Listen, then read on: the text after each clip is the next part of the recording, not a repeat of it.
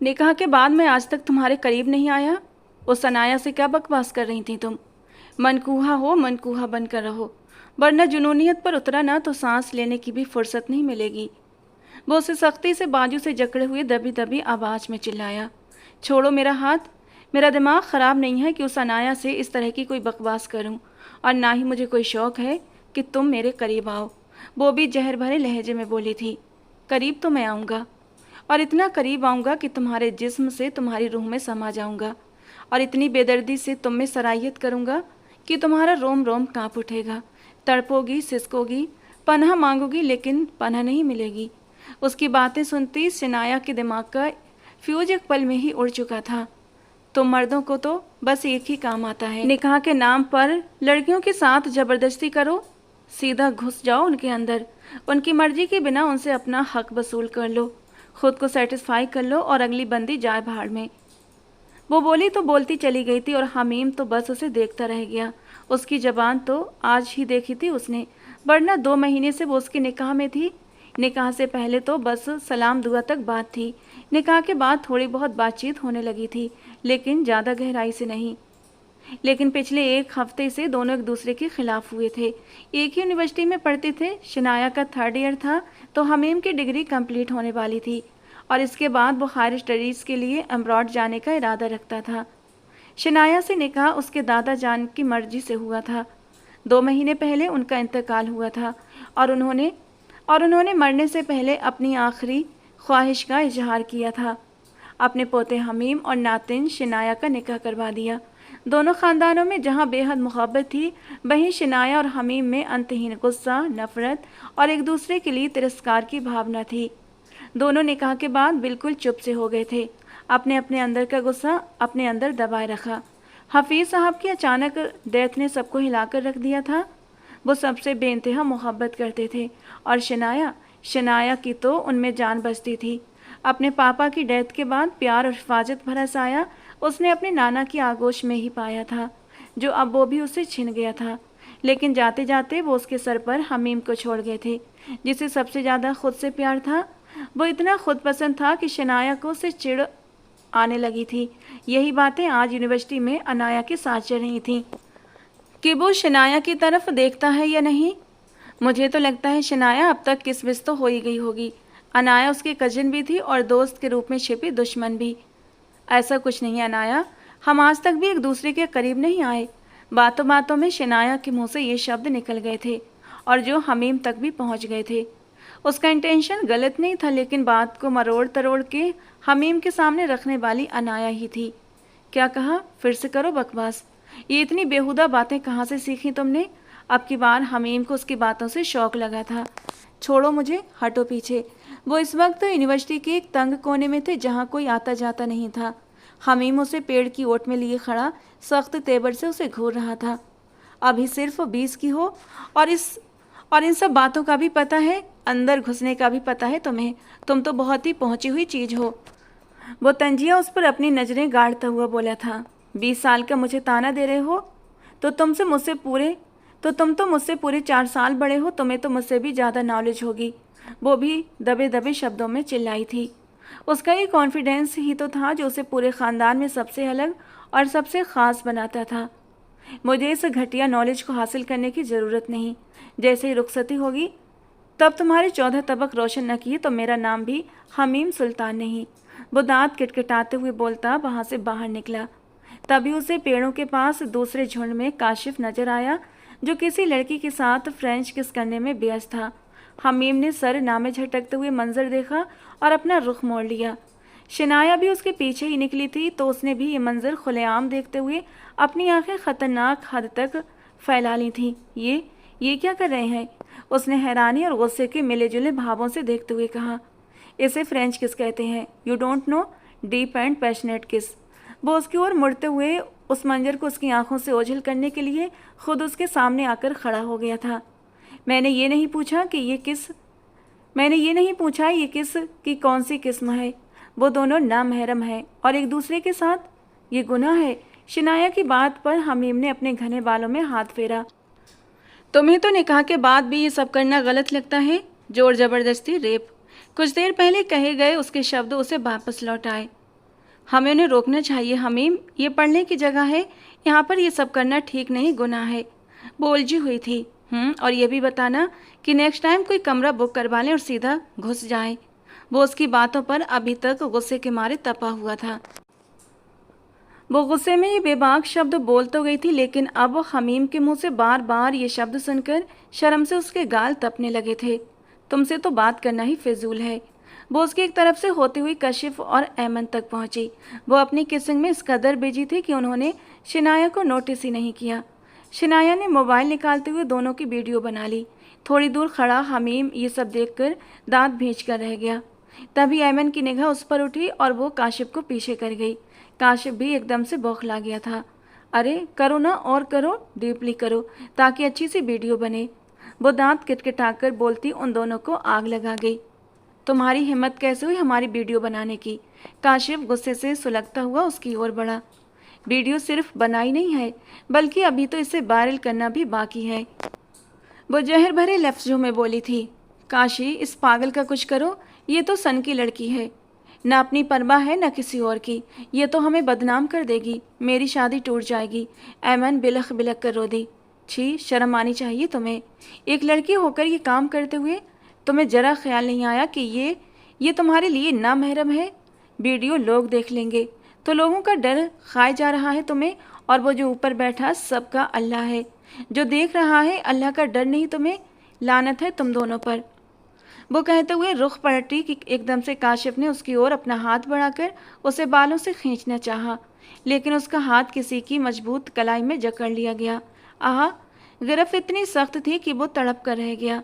उसकी ये दर्द भरी आह सुनकर शिनाया एकदम से पीछे पलटी थी और हमीम को वहां देखकर उसकी आंखें पलक झपकाना भूल गईं, जबकि हमीम की निगाहें काशिफ पर टिकी हुई थीं, जो दर्द से बुरी तरह करहा रहा था। उसे लगा उसकी कलाई टूट जाएगी। छोड़ो मुझे, वो दर्द से चिल्ला उठा, जबकि हमीम उसे देखता हुआ जुनूनी अंदाज में उसकी कलाई अब भी मरोड़े जा रहा था। वो गुस्से में ऐसा ही था, उसके सोचने समझने की क्षमता खत्म हो जाती थी। उसे न कुछ दिखाई देता था और न सुनाई देता था, बस सामने वाले को दर्द देना है, शिद्दत भरा दर्द। उसके दिमाग में एक ही बात गूंजती थी, क्या कर रहे हो, उसका बाजू टूट जाएगा। ऐमन ने आगे बढ़कर काशिफ को छुड़ाना चाहा, लेकिन वो कुछ न कर पाई। प्लीज़ शनाया, इसे रोको, इसकी बाजू टूट जाएगी। ऐमन ने रोते हुए शनाया के आगे हाथ जोड़ दिए तो वो एकदम सम्मोहन की स्थिति से बाहर आई थी। हमीम, हमीम स्टॉप। उसने हमीम को बाजू से जकड़ते हुए उसे होश दिलाया। स्टॉप। वो उसको रुकता न देखकर उसके सामने आ गई। उसका चेहरा दोनों हाथों में लेकर अपनी ओर मोड़ा तो हमीम का दिमाग जागने लगा। छोड़ दो इसे प्लीज़। शनाया की धीमी और गिड़गिड़ाती आवाज़ पर हमीम ने एक झटके से काशिफ की कलाई को छोड़ा। वो तड़प के रह गया। ऐमन उसकी कलाई देखने लगी जो नीली पड़ रही थी। हमीम और शनाया को एक निगाह देखते हुए वो दोनों वहाँ से तुरंत निकले। उनके जाते ही शनाया ने गुस्से से हमीम को घूरा। अगर उसकी बाजू टूट जाती तो अच्छा होता, हमीम ने लापरवाही से कहा। अगर ये लड़की अपनी जुबान की कड़वाहट से उसके दिमाग की नसें हिलाना जानती थी तो उसकी जुबान की नरमी से उसके दिमाग को कंट्रोल भी कर सकती थी। इस बात की वजह से हमीम को खुद पर गुस्सा आ रहा था। वो सामने खड़ी लड़की की आखिर सुनता क्यों था? उसे ये बात समझ नहीं आ रही थी। तुम्हारा कुछ नहीं हो सकता हमीम। वो ठंडी आह भरकर उसे देखती रह गई, जो अब उसे अपनी नज़रें हटाता उसके हाथ से मोबाइल ले चुका था। क्या कर रहे हो? ये वीडियो क्यों डिलीट की? उसकी फुर्ती देख शनाया हैरान रह गई। अगर हम दुनिया में किसी का पर्दा रखेंगे तो अल्लाह आखिरत में हमारा पर्दा रखेगा।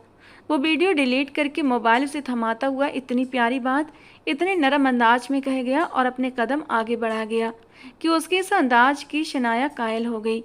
उसे यकीन न आया कि सामने वाला इतना नरम भी हो सकता है। हफीज़ सुल्तान की 3 औलादें थीं, एक बेटा ताहिर और बेटी अफशा। ये तो दोनों सगे थे, लेकिन एक बेटा साबिर उनकी दूसरी पत्नी के पहले पति से था। जबेरिया उनकी पहली पत्नी थी, जिनकी डेथ के बाद उन्होंने उनकी छोटी बहन आसिया से शादी कर ली थी, जो कि विधवा थी। साबिर उन्हीं का बेटा था। बच्चों की शादियां भी उन्होंने आपस में ही करवाई थी। ताहिर की शादी अपनी कजन किरण से हुई थी। उनका एक बेटा हमीम और बेटी नाजनीन थे। बेटी अफशा को भी बहन के घर ब्याह दिया। उनकी एक ही बेटी थी शनाया।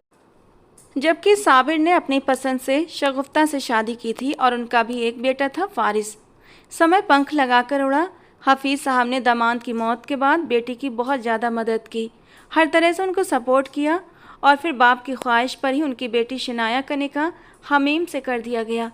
उन्हें अपनी नातिन के भविष्य की सबसे ज़्यादा फिक्र थी, इसीलिए उन्होंने अपने सबसे लाडले पोते हमीम को ही उसके लिए चुना और फिर उनकी ख्वाहिश का सबने सम्मान किया। वो सीढ़ियाँ उतरता नीचे आ रहा था कि एकदम से नाजनीन ने उसका रास्ता रोका। कहाँ जा रहे हैं?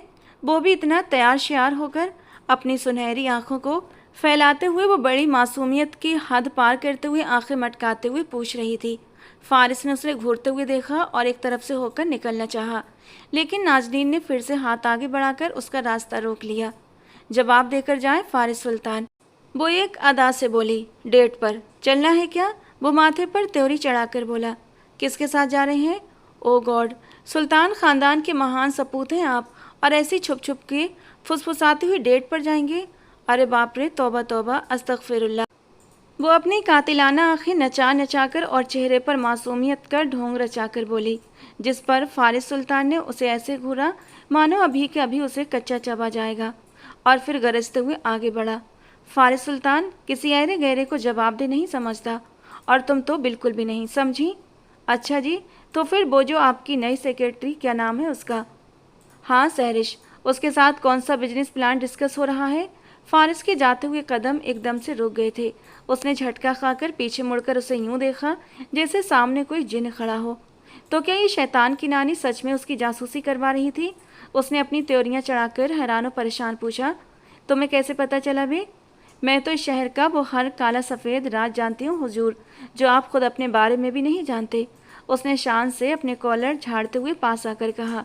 तो फारिस का खून खौल उठा और वो गुस्से से गुर्राया। तुमने मेरे पीछे जासूस छोड़ रखे हैं ना?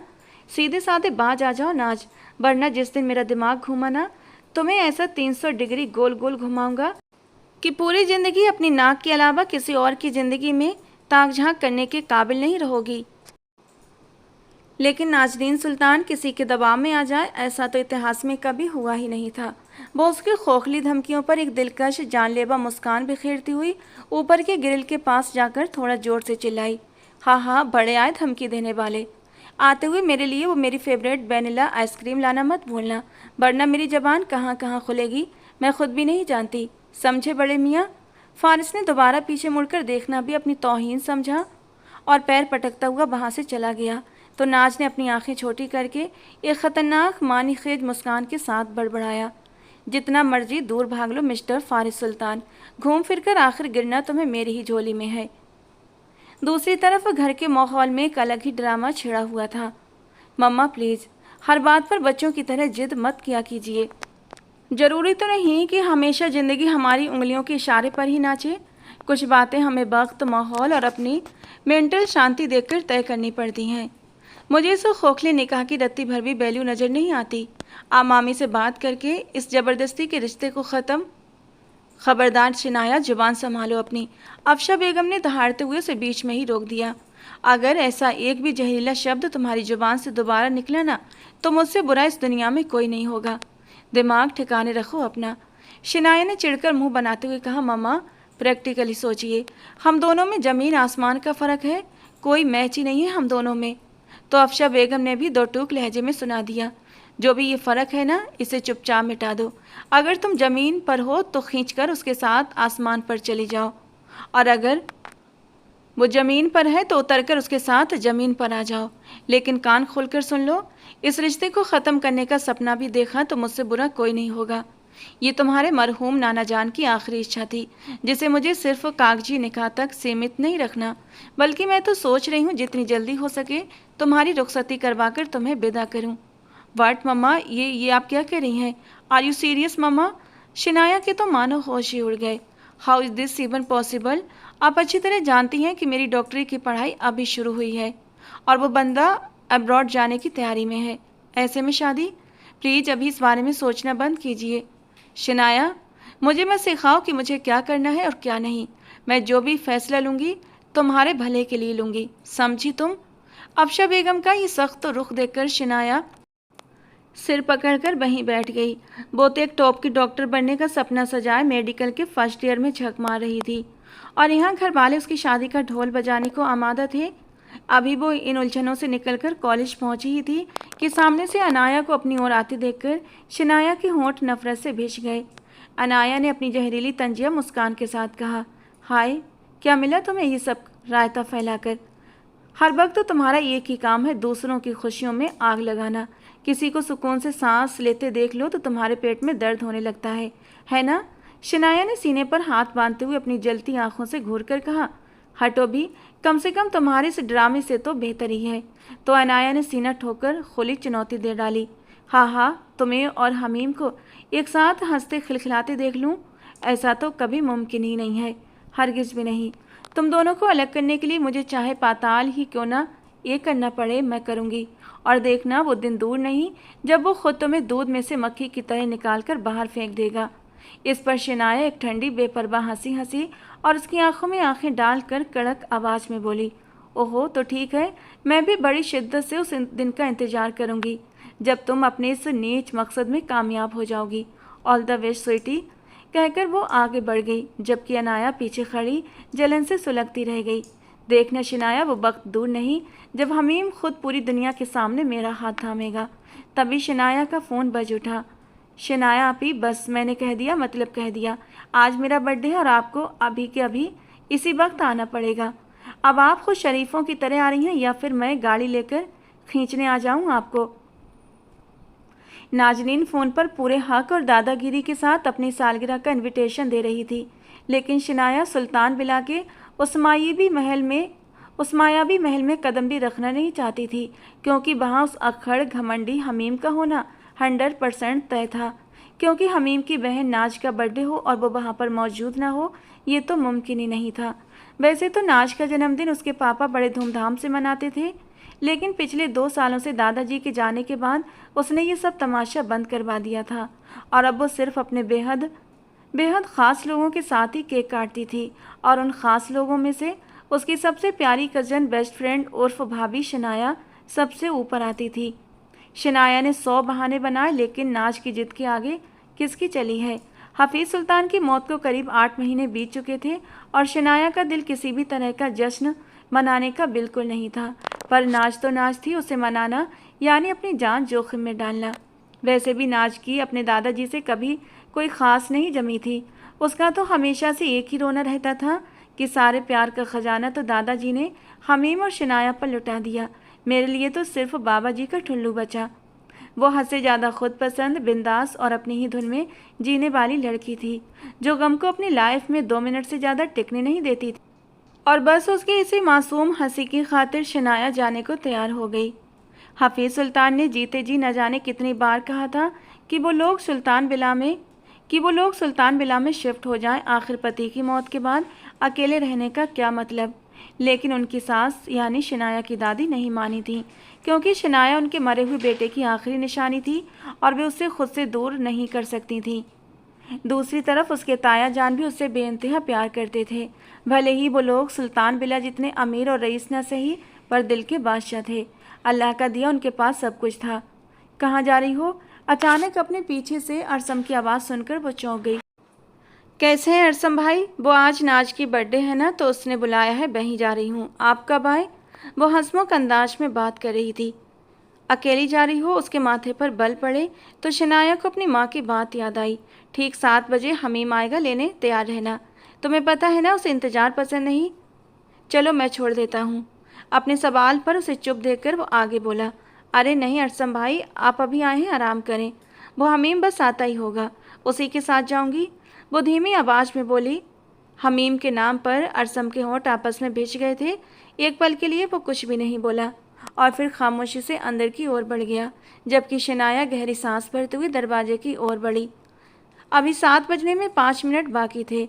अरसम अपने कमरे में जाकर खिड़की खोल चुका था, जहां से बाहर का नज़ारा साफ दिखाई दे रहा था।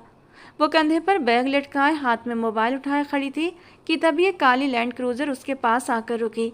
शनाया ने एक नज़र उसे देखा और फिर फ्रंट सीट का दरवाज़ा खोलकर गाड़ी में बैठ गई। गाड़ी तुरंत ही आगे बढ़ गई। अरसम गहरा सांस भरता हुआ वापस पलट गया। कितना मुश्किल था अपनी मोहब्बत को किसी और के साथ देखना। उन लम्हों में इंसान हजार मौत मर जाता है। वो दिन उसे आज भी याद था जब वो 3 महीने के बाद एक प्रोजेक्ट पूरा करके वापस लौटा था और उसने अपने पापा से शनाया से शादी करने की बात की थी। और तब उस पर यह खुलासा हुआ था कि उसकी गैर मौजूदगी में शनाया और हमीम का निकाह हो चुका है।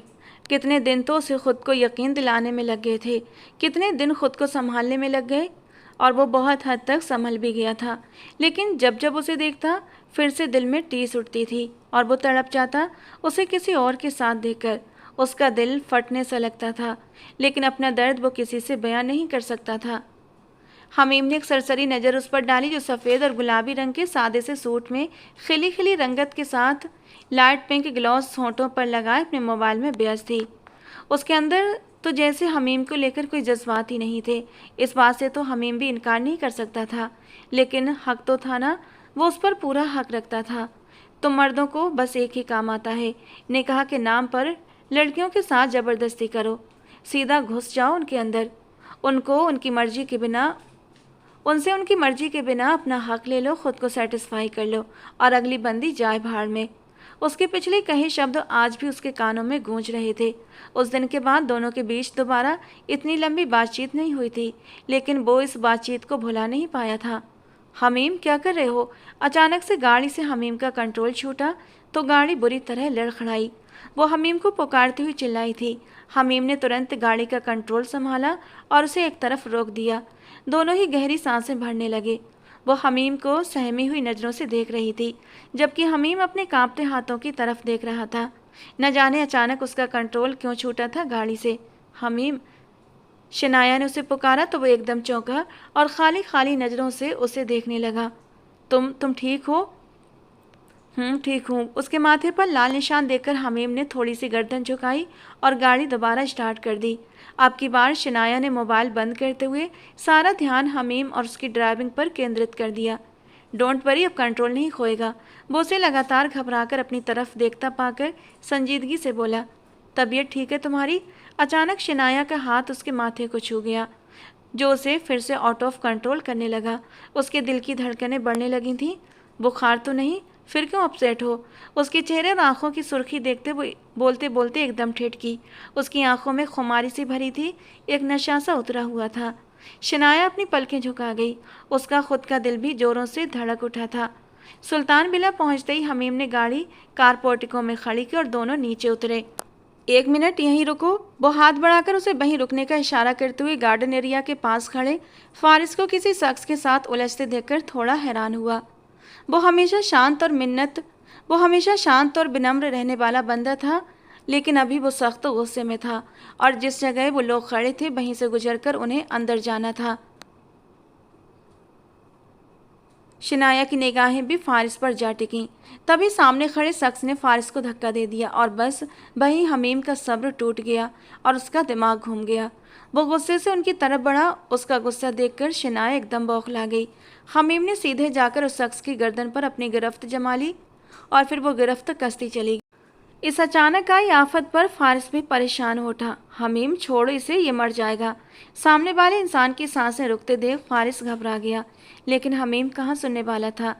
वो जुनूनी सा उसकी गर्दन दबोचे हुए था। हमीम, शनाया भागती हुई उसके पास आई। फारिस ने होंठ भींचकर बहुत जोर लगाकर उसे पीछे हटाना चाहा, लेकिन न जाने गुस्से के वक्त उसमें कहाँ से इतनी ताकत आ जाती थी कि वो अपने आपे में भी नहीं रहता था।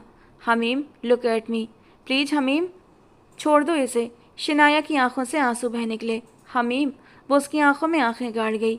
उसी पल हमीम की आंखों में हलचल हुई और उसने उस शख्स की गर्दन से अपनी पकड़ ढीली कर दी। वो शख्स खांसता हुआ अपनी सांसें बहाल कर रहा था और डरते हुए हमीम को ही देख रहा था। नजरें नीची कर। हमीम से ये बर्दाश्त नहीं हुआ कि वो शनाया को एक नज़र भी देखे। शनाया गुड़िया, हमीम को लेकर अंदर जाओ। फारिस ने स्थिति बिगड़ती देख तुरंत कहा तो वो हमीम की कलाई जबरदस्ती थामकर अंदर की ओर बढ़ी। कॉरिडोर तक वो खामोशी से उसके साथ चलता रहा, लेकिन कॉरिडोर पहुंचते ही उसने शनाया को दीवार से सटाकर पिन कर दिया। जब मना किया था तो क्यों गई थी वहाँ पर? वो गुस्सैल लेकिन ठंडे लहजे में पूछ रहा था। Hamim, you are hurting me, control yourself. वो गुस्सा दबाते हुए बोली, क्यों क्यों कंट्रोल करूं? हक रखता हूं तुम पर, तुमसे ज़्यादा। जो चाहे तुम्हारे साथ कर सकता हूं। वो आक्रामक अंदाज में उसे काबू में करते हुए गुर्राया। हमीम, उसकी गिरफ्त शिनाया की कलाइयों पर सख्त हुई तो वो दर्द से कराह उठी। हमीम उसकी आंखों में आंसू और चेहरे पर दर्द देखकर एकदम से पीछे हटा। Are you okay?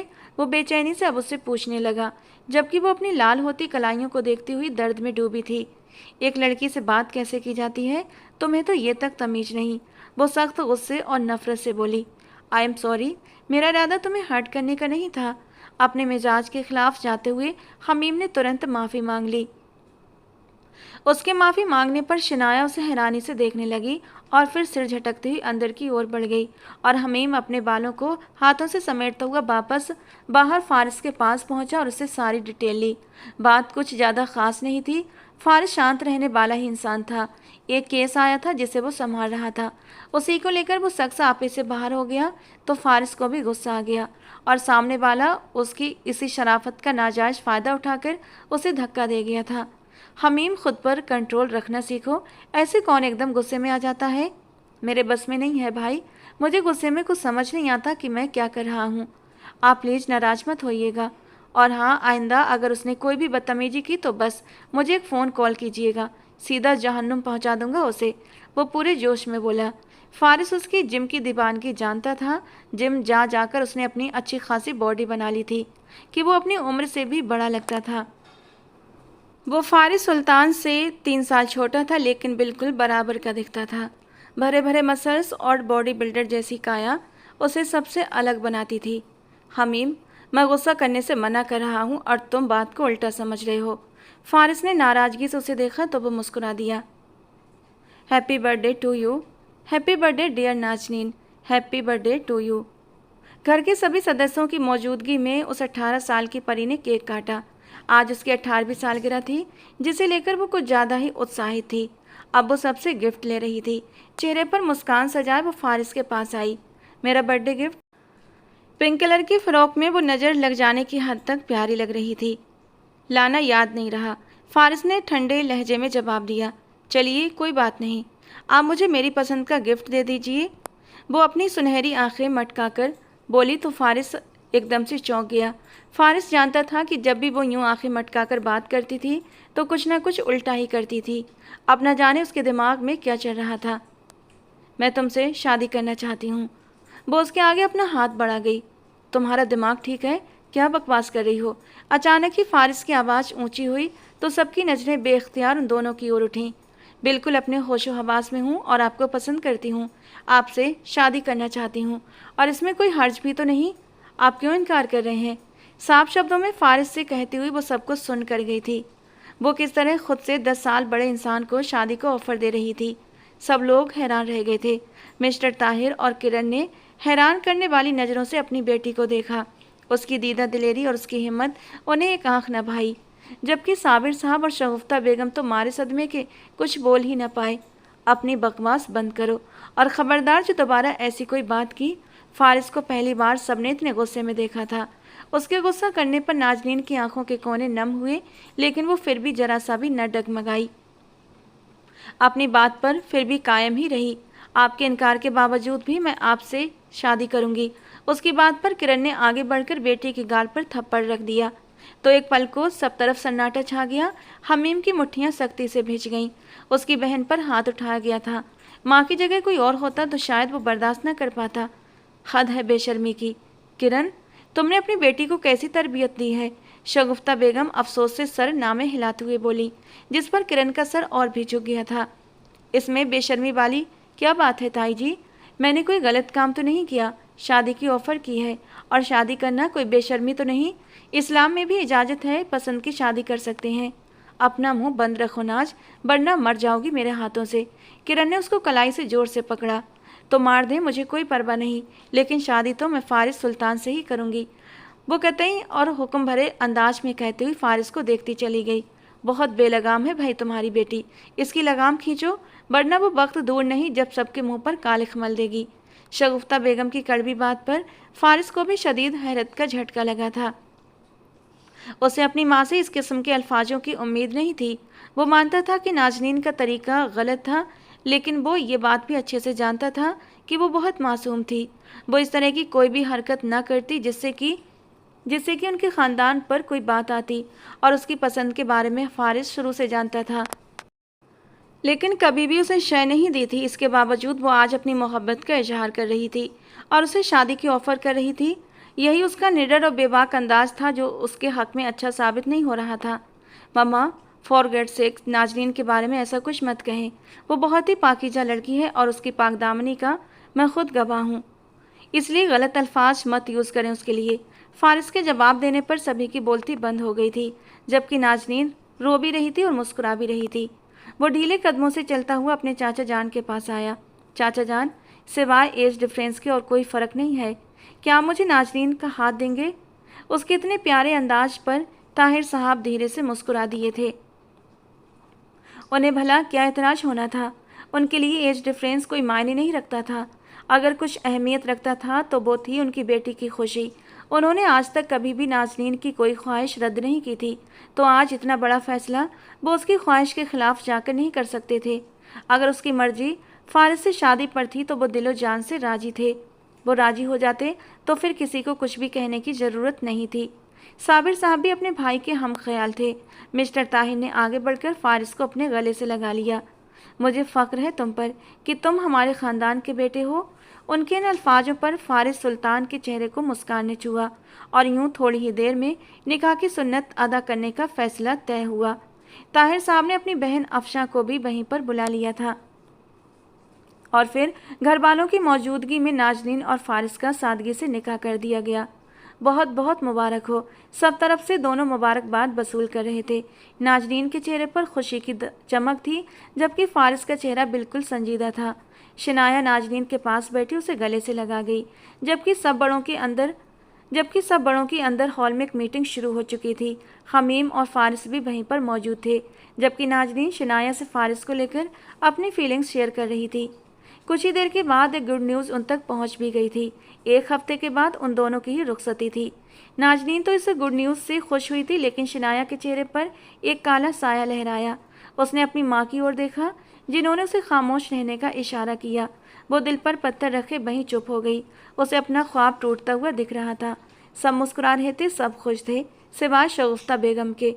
वो फारिस से काफ़ी ज़्यादा नाराज़ थी, लेकिन फारिस ने भी उन्हें मना कर ही दम लिया। रात देर गए वो और अफशा बेगम हमीम के साथ वापस लौटी थी। अपनी बेटी की आंखों के शिकवों को पढ़ते हुए वो नजरें चुराते अपने कमरे में सोने के लिए चली गई। जबकि वो अपने कमरे में आती, चेंज करती, लेट गई। नींद तो आंखों से कोसों दूर थी।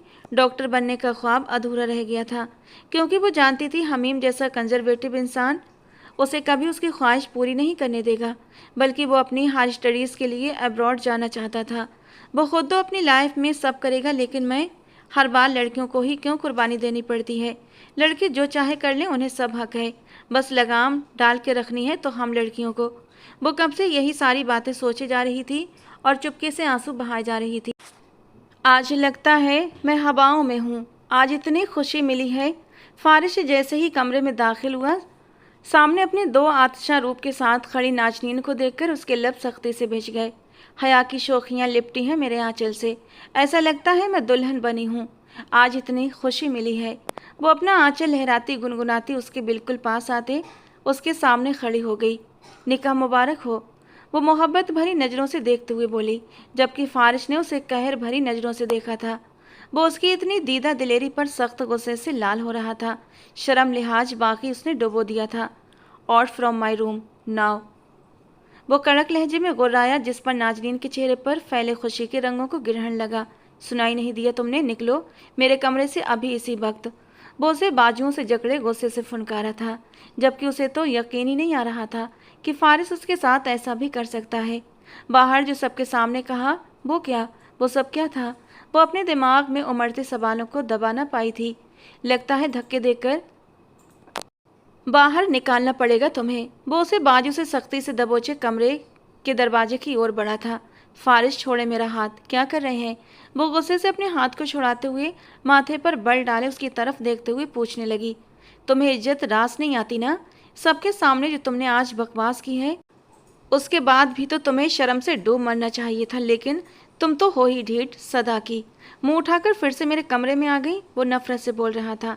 आज पहली बार नाजनीन को उसके अंदाज में, उसके लहजे, उसकी बात में अपने लिए नफरत महसूस हो रही थी। न चाहते हुए भी 2 आंसू चुपके से टूटकर उसके गाल पर बह निकले। अगर इतनी ही नफरत थी तो निकाह क्यों किया? वो सर झुकाए पूछती, सर उठाते एकदम। अब वो आंखों में आंखें डाल गई थी। खानदान की इज्जत बचाने की खातिर तुमने भरी महफिल में सब घर वालों के सामने जो किया, उसके बाद तुम्हें एहसास भी है कि क्या क्या सोचा जाता तुम्हारे बारे में। वो फुनकारता उसके करीब हुआ था तो वो सहम कर दरवाजे से जा लगी। चची जान की तरबियत पर उंगली उठाई खुद मेरी माँ ने। बाहर वाले क्या क्या बोलते, अंदाजा है तुम्हें? क्या सुन पाते? मर जाते सब लोग। बहन बेटी की इज्जत जान से भी ज़्यादा प्यारी होती है नाजनीन सुल्तान। लेकिन तुम नहीं समझोगी, खुदगर्ज हो तुम। तुम्हें सिर्फ अपनी परवाह है, लेकिन मैं तुम्हारी तरह खुदगर्ज नहीं हो सकता। मुझे अपनों की इज्जत, उनका मान सबसे बढ़कर है, इसलिए आज तुम मेरे निकाह में हो। वो उसे साफ अल्फाजों में सब बताता अर्श से फर्श पर गिरा गया। मैं मोहब्बत करती हूँ आपसे। वो उसके पास जाती हुई दबी दबी आवाज़ में चिल्लाई। आवाज़ नीचे, मेरे सामने जरा सी भी आवाज़ ऊंची की, जान निकालूंगा तुम्हारी। वो एकदम बदला हुआ फारिस लगा। वो शांत रहने वाला फारिस सुल्तान था ही नहीं। इस 28 साल के इंसान को एक 18 साल की लड़की ने शांत रहने ही नहीं दिया था। आज के बाद मैं तुम्हें ये बेहुदगियाँ करते न देखूँ। अपनी लिमिट क्रॉस करके आज के बाद तुमने किसी बड़े के साथ बदतमीजी की या आंखों में आंखें डालकर बात की तो वो सजा दूंगा कि सारी ज़िंदगी सिर नहीं उठा सकोगी। अब जाओ यहाँ से, अपनी शक्ल गुम करो। वो अपना गुस्सा दबाता हुआ उसे दरवाजे की ओर धक्का दे गया और उसका सिर अचानक ही सीधा दरवाजे के हैंडल से जा टकराया। दर्द की पूरी लहर उसके पूरे वजूद में उठी थी। वो सिसक कर रह गई। मोहब्बत करने की इतनी सख्त सज़ा मिलेगी उसे अंदाजा न था, लेकिन ये मोहब्बत करने की नहीं बल्कि गलत तरीके की सज़ा थी। वो सिर पर हाथ रखे अपने आंसू दबाने के चक्कर में शिद्दत से लाल होते चेहरे के साथ फारिस की ओर पलटी। उसके चेहरे पर अब भी मुस्कान थी। उसके माथे पर लाल निशान देखकर फारिस के दिल को कुछ हुआ। उसने उसे चोट पहुंचाने की नीयत से धक्का नहीं दिया था, सब अनजाने में हुआ था, पर फारिस को अच्छा नहीं लगा। वो अपने हाथों की मुट्ठियां सख्ती से भींच गया। सालगिरह का, निकाह का पहला तोहफा मिला है आपसे फारिस सुल्तान, सारी ज़िंदगी याद रहेगा। आप मेरी शक्ल नहीं देखना चाहते ना? नफ़रत करते हैं ना मुझसे, मेरे चेहरे से? वो 2 कदम ही बढ़ी थी उसकी तरफ, फिर एकदम से रुक गई। फारिस को उसका रुकना अच्छा नहीं लगा। वो उसे देखने लगा।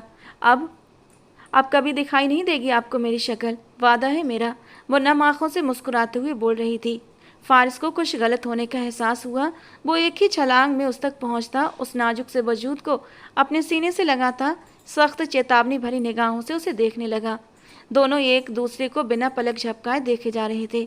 अगर तुमने अब कुछ भी गलत करने की कोशिश की ना, कि जिससे ख़ानदान के नाम पर आ जाए, आई श्योर नाजनीन, मैं भूल जाऊंगा कि तुम लड़की हो और मेरा तुम्हारे साथ क्या रिश्ता है।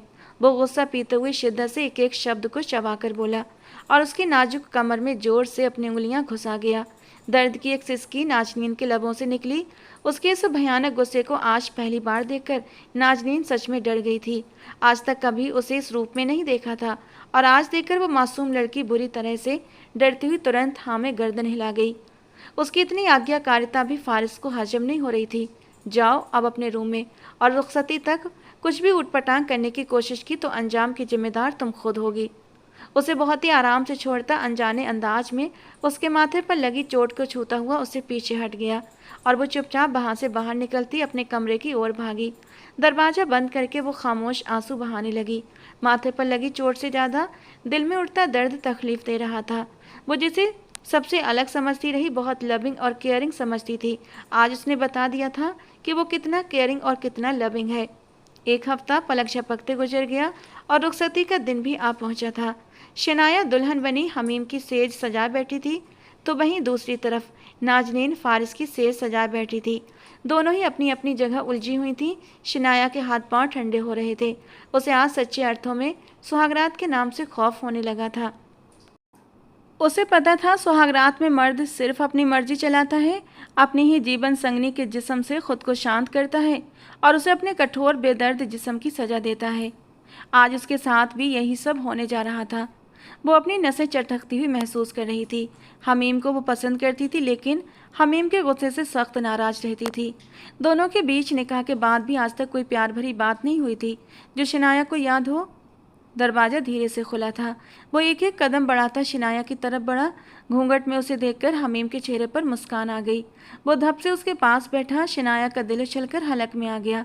क्या ख्याल है, आज फिर सीधा ही न घुस जाऊं? वो शरारती मुस्कान में बोलता हुआ शिनाया के दिल की धड़कन बढ़ा गया।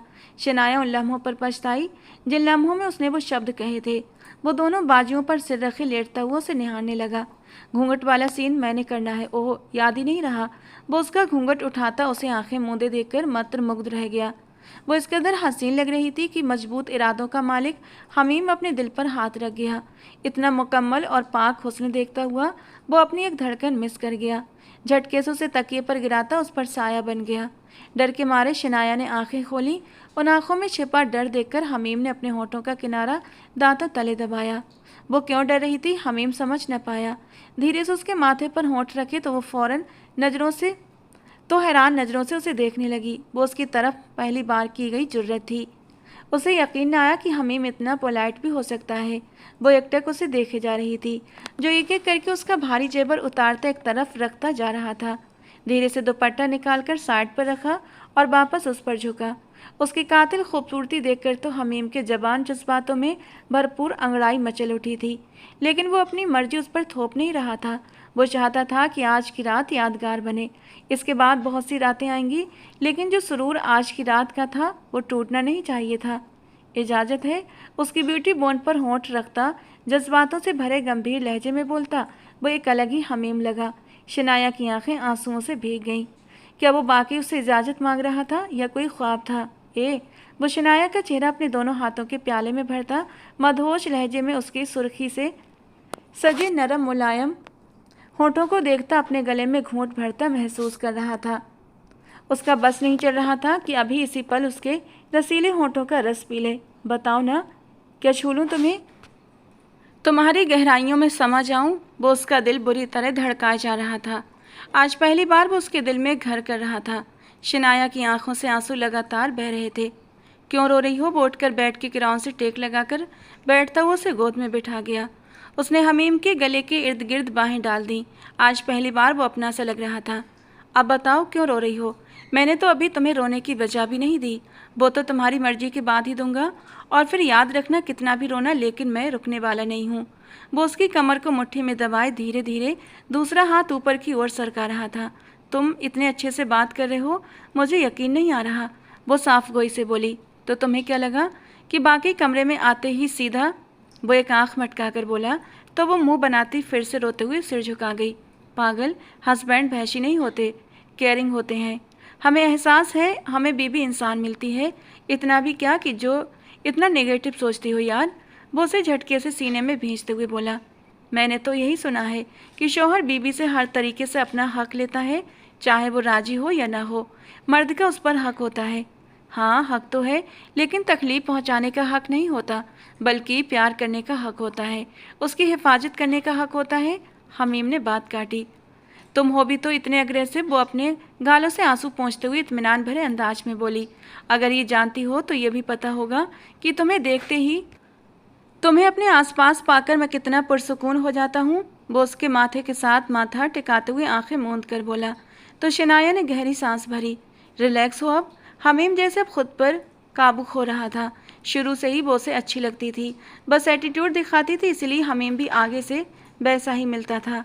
जबकि निकाह के वक्त तो उसका दिल खुशी से झूम उठा था, पर निकाह के बाद भी शिनाया का ठंडा रवैया देखता फिर से अपने खोल में बंद हो गया था। आज रुखसती हुई तो सुकून आया था, और वो ये सुकून ज़बरदस्ती क्यों लेता?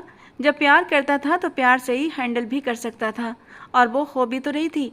वो उसे कंफर्ट जोन में लाकर उसके करीब जाना चाहता था, ताकि आज की रात की यादों को वो याद करते हुए हमेशा मुस्कुराए, ना कि दर्द से आंखों में आंसू आए।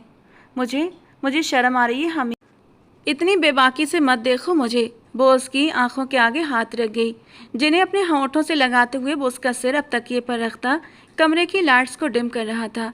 गुलाब की पत्तियों की भीनी भीनी खुशबू उन दोनों को और उकसा रही थी।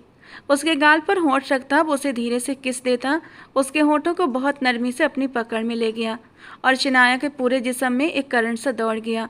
दिल 120 की रफ्तार से धड़क उठा। हमीम की गिरफ्त तो धीरे धीरे बढ़ती जा रही थी, जबकि अपने नाजुक हिस्सों पर उसके हाथों की बेबाक हरकतें सहती शनाया उसी के सीने में छुपती जा रही थी। रात की गहरी खामोशी में दोनों की अर्थपूर्ण आवाज़ों और सरगोशियों ने माहौल को रोमांटिक सा बना दिया था। जब शौहर प्यार और मोहब्बत से बीबी को अपनाए तो बीबी भी खुशी से अपना आप सौंप देती है।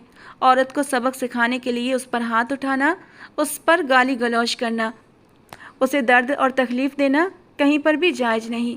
औरत को प्यार मोहब्बत से संजोकर रखना चाहिए। उसे जैसा कहोगे वो वैसी बन जाएगी। औरत मर्द की टेढ़ी पसली से बनी है, उसे सीधा करोगे तो वो टूट जाएगी। प्यार और मोहब्बत से रखोगे तो आखिरी सांस तक वफा निभाएगी। फारिस सुल्तान जैसे ही कमरे में आया उसे लगा दुल्हन की सेज पर नाजनीन मौजूद होगी, लेकिन खाली बेड देखकर वो हैरान हुआ। फारिस के दिमाग की घंटी बजी, कहीं फिर कोई गड़बड़ तो नहीं कर रही। वो शेरवानी उतार कर एक तरफ रखता उसे पूरे कमरे में देखने लगा। ड्रेसिंग, बाथरूम, वो कहीं भी नहीं थी। फारिस के माथे पर बल पड़े। वो कमरे के दरवाजे की ओर बढ़ा कि उसे बालकनी का ग्लास डोर खुला दिखाई दिया। वो तुरंत उस तरफ गया तो सामने ही वो ग्रिल पर हाथ टिकाए काले आसमान को देख रही थी और कहीं खोई हुई सी थी।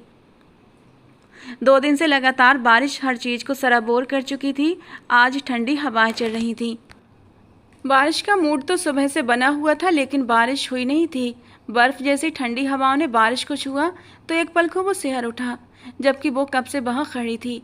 फारिस ने उसे बिना बात किए उसकी कलाई थामकर अपनी ओर खींचा। वो इस अचानक आई आफत पर बुरी तरह बौखलाई। फारिस के सीने से लगती वो लड़खड़ाकर गिरने लगी कि फिर से फारिस ने उसे अपने सीने में भींच लिया। अब कौन सा शोक मना रही हो यहाँ पर? उसका कयामत तो हुस्न देखता।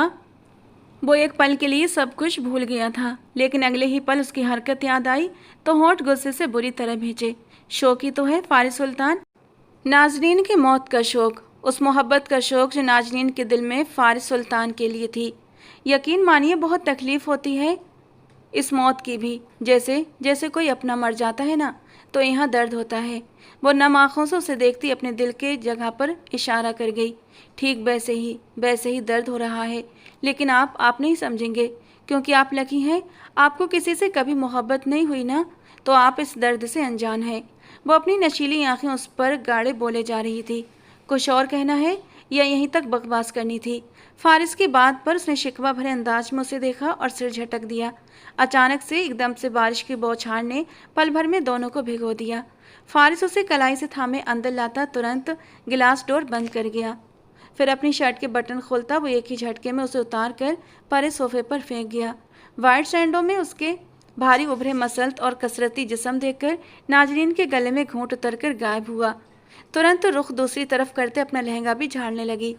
कोई बड़ी बात नहीं थी कि उसे यूं खुद को देखता पाकर वो फिर से उस पर इल्जाम लगा देता, जैसे माँ ने लगाया था। वो सिर झुकाए ताईजान की बातों को याद कर रही थी।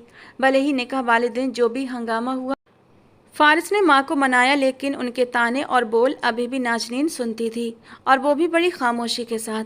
वो उसे बुरा भला कहती, लेकिन आसपास अच्छे से ध्यान भी रखती थीं कि कोई और न सुन ले। जाओ चेंज कर लो। फारिस का लहजा धीमा पड़ा। नाजरीन ने उसकी तरफ मुड़ते हुए हैरत से मुस्कुराकर देखा। क्या हुआ? आप मेरी फिक्र कर रहे हैं? कहीं मैं खुशी से मर ही न जाऊं। वो जिस अंदाज से बोली, फारिस का दिल डूब कर उभरा। अपनी ये फिजूल बातें बंद करो और जाकर चेंज करो। भीग गई हो? वो फिर से संजीदगी का लिबास ओढ़े बोला था। जी, वो मुस्कुराकर कहती लहंगा थोड़ा सा ऊपर उठाए ड्रेसिंग रूम की ओर बढ़ गई। फारिस गहरी सांस भरता रह गया। थैंक्स फारिस सुल्तान। कंफर्टर खुद पर लेते वो धीरे से बोली। किस लिए? वो जो दूसरी तरफ लेटा आंखें मूंदे हुए था, अब उसकी ओर देखने लगा, जबकि कमरे की धुंधली रोशनी में उसका खिलता हुआ रूप उसे अपनी तरफ बुरी तरह आकर्षित कर रहा था। मुझे अपने साथ बिस्तर पर जगह देने के लिए, वरना कोई बड़ी बात नहीं थी, आप मुझे उस काउच पर सोने की कह देते। वो अपने भाई की तरह बेहद साफ गोई से बोली। झिझक तो उसमें बिल्कुल भी नहीं थी। पत्नी हो मेरी, और मैं तुमसे गैर इंसानी सलूक क्यों करने लगा? वो सर के नीचे हाथ रखे लगातार उसे देखता रहा। क्योंकि मैं ज़बरदस्ती आपकी ज़िंदगी में आ गई हूँ ना, इसीलिए। अब वो भी उसकी तरफ करवट लेते हुए बोली थी। कुछ पल खामोशी की नज़र हो गए। दोनों में से किसी ने भी पलक नहीं झपकाई। ये निकाह मैंने अपनी मर्जी से किया है नाज, इसलिए आइंदा ऐसा मत कहना। वो वापस सीधा लेटते हुए बात कर गया। लेकिन मजबूर तो मैंने किया था ना, वरना आप तो मुझसे प्यार नहीं करते। मेरी वजह से आपने मजबूर होकर मुझे अपनी ज़िंदगी में शामिल कर लिया, वरना आपका बस चलता तो आप मेरी शक्ल देखना भी पसंद न करते। वो सिसकते हुए उठ बैठी। उसका दिल दर्द से छटपटा उठा। आखिर और कितना बर्दाश्त करती, उसका कलेजा गम से फटा जा रहा था। नाजरीन, ये क्या आधी रात को तमाशा लगा रखा है? सो जाओ चुपचाप, वो गुस्से से दबी आवाज़ में चिल्लाया। सॉरी, सॉरी मिस्टर फारिस सुल्तान, सॉरी। वो अपने आंसू पोंछकर तुरंत करवट लेकर लेट गई, एकदम बिल्कुल खामोश, आंखें मूंदे। वो अब शायद अपनी सांसें भी रोक गई थी। कुछ देर गुजरी तो फारिस को उसकी फिक्र हुई। वो सांस भी नहीं ले रही थी। क्यों? फारिस ने खींचकर उसका रुख अपनी तरफ किया तो वो वाकई अपनी सांस रोके हुए थी। फारिस ने बिना सोचे समझे अपने होंठ उसके होंठों पर रख दिए और उसे सांसें बख्शीं। नाजरीन, जो सच में अपनी सांस रोक चुकी थी, अचानक फारिस की सांसों को खुद में उतरता महसूस करके एक पल में गहरी सांस भरती हुई उसे देखने लगी। नाजरीन की भीगी पलकों को खुलता देखकर फारिस अब गुस्से में उसकी सांसें खींचने लगा, जिस पर नाजरीन बिन पानी की मछली की तरह तड़प उठी और बदले में फारिस की सांसों को खींचने लगी। दोनों ही एक दूसरे की सांसों को खींचते हुए जुनूनी से हो गए थे, और ये जुनून कब खुमारी में बदल गया, दोनों को इस बात का एहसास ही नहीं हुआ। और भी ज़्यादा बहकते हुए फारिस ने उसके होठों को जरा सी आज़ादी दी और उसकी गर्दन पर झुककर जोर से दांत गाड़े तो वो तड़प उठी। बदले में उसने भी फारिस की शहरक को अपने दांतों का निशाना बनाया। फारिस ने उसकी इस जवाबी कार्रवाई पर सख्ती से होंठ भींचे, उसे ऊपर करते हुए अपने काबू में किया और उसे बौखलाने पर मजबूर कर गया। अपना पूरा वजन उस पर डालते हुए वो उसे बेबस कर गया था। फारिस उसके कमसिन वजूद में बुरी तरह खोता चला गया। उसकी बेबाक हरकतें बढ़ती हुई गर्दन से नीचे तक का सफ़र तय कर रही थीं, पर जब उसकी धड़कनों को बेपर्दा करते हुए उसकी मक्खन सी नरम धड़कनों को अपने होठों से छुआ तो नाजरीन की सांसें गहरी हो गईं। महबूब सनम की नज़दीकी किसे बुरी लगती है। नाजरीन भी उसके संग मदहोश होती जा रही थी, जबकि वो मदहोशी में अब जुनूनी हो चुका था। बेकाबू होता हुआ उसकी नरम मुलायम धड़कनों को जोर से मसल गया था। आह फारिस! उसके जुनून से डरकर वो घबराकर पुकार उठी। वो अपनी बेबाकी को रोके बिना उसे जवाब दे रहा था। उसकी बैली बटन से होता हुआ वो उसकी नाजुकी को बड़ी मदहोशी और बेबाकी से अपने लबों से छू रहा था। प्लीज रुक जाइए। और नहीं, वो मिन्नत भरे नम लहजे में बोली। Oh really? वो उपहास भरे अंदाज में सिर उठाकर उसे देखते हुए बोला। इस मोड़ पर आकर तुम्हें लगता है कि फारिस सुल्तान रुक जाएगा, तो ये तुम्हारी भूल है। वो उसकी उंगलियों में उंगलियां उलझाता हुआ उसे डरा गया। फारिस, मैं भी छोटी हूँ, सिर्फ 18 की, प्लीज 20 की होने दें। फिर क्या? वो उसकी बात काटते हुए भौहें उचका कर बोला। फिर ये सब कर लेंगे? वो बुरी तरह घबराते हुए बोल रही थी। क्या क्या कर लेंगे? उसकी भीगी बिल्ली जैसी सुनहरी आंखों में आंसू देखकर, उसकी हालत देखकर फारिस मजा ले रहा था। वही जो आप अभी अभी कुछ कर रहे हैं। वो फिर से मिनमिनाई। ये तो अब रोज होगा। बहुत शौक था ना तुम्हें मेरे साथ शादी करने का। मैं तो ऐसा ही हूँ। वो फिर से उसकी नाजुकी को चूम गया तो वो शर्म से दोहरी हो गई। आप मुझसे प्यार नहीं करते तो फिर मेरे करीब? वो शर्माते लजाते पलकें उठाते गिराते बोल रही थी। ये प्यार नहीं तो फिर और क्या है? और मैं तो करना चाह रहा हूँ, लेकिन तुम ही नहीं करने दे रही। वो बात को और रंग दे गया। ये वाला प्यार नहीं, वो तंग आकर बोली। तो फारिस ने उसे और तंग नहीं किया। मैं तो हर तरह का प्यार करूँगा। मंजूर है तो बताओ, वरना चुपचाप सो जाओ। फारिस ने उसे उसकी जगह वापस लेटाते हुए खुद भी उसके साथ लेटकर लाइट्स बंद कर दी और लैंप रोशन कर दिया। आप सच में मुझसे प्यार नहीं करेंगे? उसने रुंधे हुए गले से पूछा।